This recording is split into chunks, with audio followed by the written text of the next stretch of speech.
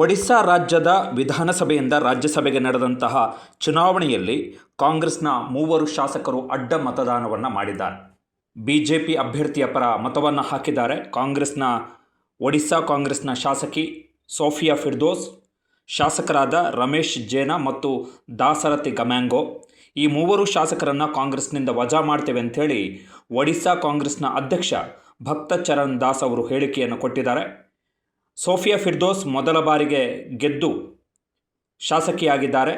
ಇವರ ತಂದೆ ಮೊಹಮ್ಮದ್ ಮೋಖಿಮ್ ಬಾರಾಮತಿ ಕಟಕ್ ವಿಧಾನಸಭಾ ಕ್ಷೇತ್ರದಿಂದ ಈ ಹಿಂದೆ ಗೆಲ್ತಾ ಇದ್ದರು.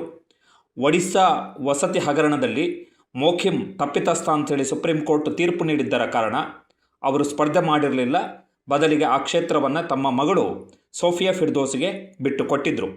ಸೋಫಿಯಾ ಫಿರ್ದೋಸ್ ಕಾಂಗ್ರೆಸ್ನಿಂದ 8,000 ಮತಗಳ ಅಂತರದಿಂದ ಗೆದ್ದು ಮೊದಲ ಬಾರಿಗೆ ಶಾಸಕಿಯಾಗಿದ್ದಾರೆ. ಈಗ ಅವರು ಕಾಂಗ್ರೆಸ್ನ ವಿರುದ್ಧವೇ ಬಿಜೆಪಿ ಅಭ್ಯರ್ಥಿಯ ಪರ ರಾಜ್ಯಸಭಾ ಚುನಾವಣೆಯಲ್ಲಿ ಅಡ್ಡ ಮತದಾನವನ್ನು ಮಾಡಿದ್ದಾರೆ.